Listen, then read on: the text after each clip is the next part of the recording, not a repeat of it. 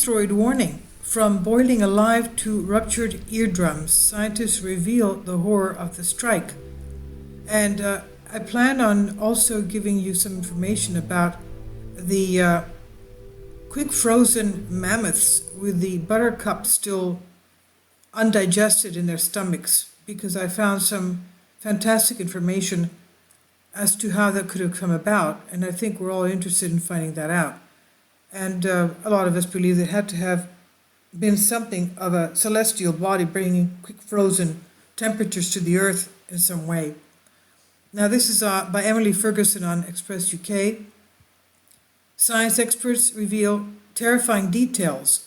What could happen in the horrifying moments experienced across the Earth in the aftermath of an asteroid strike, as the one responsible for wiping out the dinosaurs about 66 million years ago. An asteroid as strong as 100 trillion tons of TNT is believed to be responsible for that extinction of the dinosaurs at the Yucatan Peninsula in the asteroid impact, causing many to be incinerated, boiled alive, killed by flying chunks of molten rock.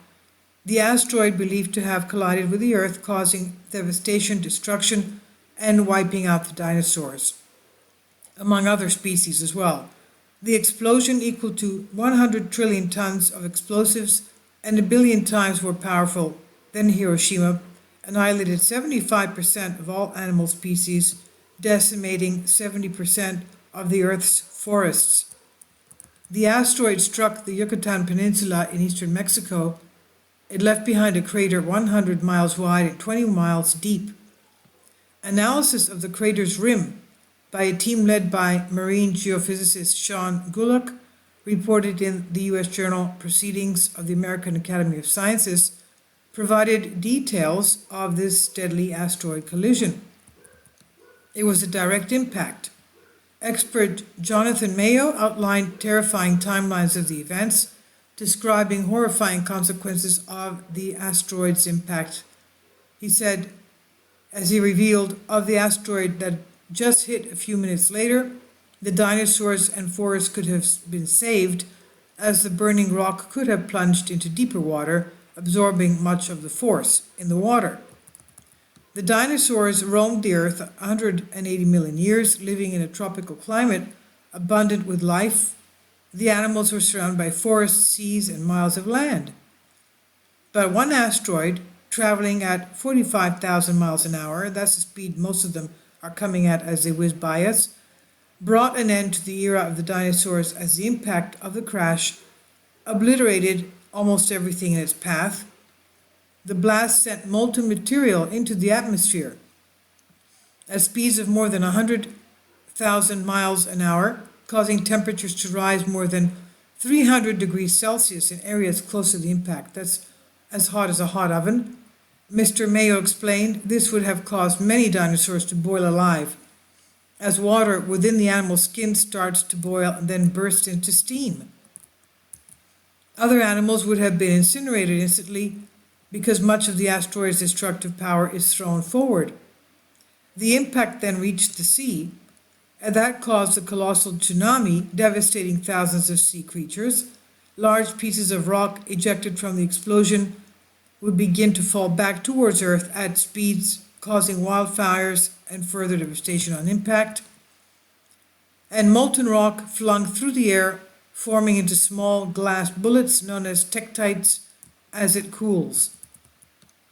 These small pellets puncturing the wings of flying predators, causing them to tumble to the ground. Some red-hot tektites avoided airborne creatures, hurtling into Tyrannosaurus rexes and other large mammals trapped on the ground, smashing their skulls, burning holes in their skin. Animals that avoided the shower of rocks were hit by seismic waves, radiation through the core of the planet, causing the dinosaurs to tumble. And as the impact of the asteroid spread, the ground begins to raise and fall, crushing and burning hundreds of creatures, of course. Those dinosaurs that did survive the initial impact of the asteroid were hit by deafening sonic booms, rupturing their ears several hours after the blast. Of course, it would have been landslides, earthquakes, volcanic eruptions, tsunamis, ash clouds, electric storms, volcanic lightnings, then destroying much of the remaining landmass, wiping out the vast majority of the vegetation. And the months following this would have been cold and dark, soot and dust blocking light from the sun. So from the tropic, subtropic, we get an ice age. Wildlife continued to perish until the sun's light and warmth returned, enabling the remaining plants and animals to evolve. That's what would have taken place.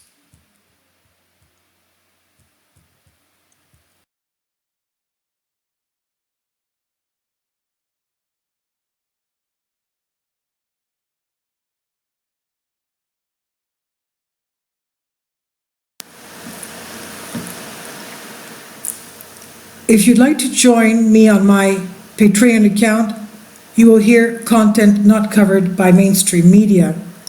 These riveting stories will be based on my research, and I will state my opinions and give my personal insight on diverse and controversial subjects and world events not covered by mainstream media, and not supported by YouTube guidelines.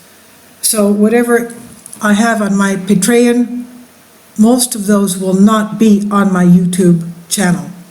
Please consider becoming a member today. More of the most significant and important videos will be on my Patreon channel.